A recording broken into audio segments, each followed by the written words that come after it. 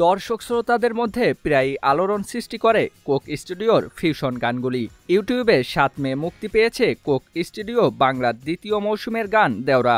তারপর থেকেই লাখ লাখ দর্শক শ্রোতা উপভোগ করেন গানটি। চলতে ফিরতে অনেকের কণ্ঠেই এখন এই গান, এমনকি সামাজিক যোগাযোগ মাধ্যমে বিভিন্ন রিলস, টিকটকে এই গানের সাথে ঠোঁট মিলাচ্ছে তরুণ তরুণীরা। এমনকি দেওরা গানের জনপ্রিয়তা দেশ ছেড়ে দেশের বাইরেও পৌঁছে গেছে। বিদেশি অনেকেই এই গানের সঙ্গে ঠোঁট মিলিয়ে বিভিন্ন কন্টেন্ট তৈরি করেছেন। এর মধ্যে রয়েছেন তানজানিয়ার জনপ্রিয় কন্টেন্ট ক্রিয়েটর 2 ভাই বোন কিলিপল ও নিমাপল।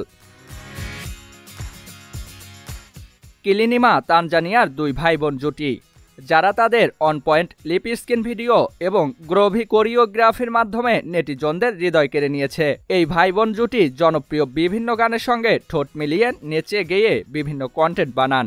ভারতীয় বেশ কিছু জনপ্রিয় গান দিয়েও কন্টেন্ট বানিয়েছেন তারা। কিলিপলের ইনস্টাগ্রামে 1,80,000-এরও বেশি ফলোয়ার রয়েছে এবং তিনি তার ইনস্টাগ্রামের ফলোয়ারদের প্রতিশ্রুতি দিয়েছিলেন যে বোন নিমার জন্য একটি অ্যাকাউন্ট তৈরি করবেন। নিমার ইনস্টাগ্রামে ইতিমধ্যেই 2,500-এর বেশি ফলোয়ার রয়েছে। এবার কন্টেন্ট বানালেন বাংলার দেওরা গানে। কিলিপল তার ভেরিফাইড টিকটক অ্যাকাউন্ট থেকে শুক্রবার দেওরা গানের সঙ্গে তাদের নাচ এবং ঠোঁট মিলিয়ে একটি কন্টেন্ট তৈরি করেন। 24 ঘন্টার মধ্যে কন্টেন্টটি দেখেন প্রায় 12 লাখ দর্শক। বেশ জনপ্রিয়তা পায় খুব অল্প সময়েই। সবচেয়ে বেশি দেখা কন্টেন্টগুলোর মধ্যে এটিও একটি। এই গানের সঙ্গে তারা ঠোঁট মিলাচ্ছে, কিন্তু দেখে মনে হবে গানটি তারাই গাইছেন। অল্প সময়ে খুব জনপ্রিয়তা পেয়েছে গানটি। ইউটিউবে প্রকাশের 11 দিনে 2,10,00,000 দর্শক দেখেছেন। বাংলাদেশ থেকে ইউটিউবের ট্রেন্ডিংয়ে 3 নম্বরে রয়েছে এই গানটি।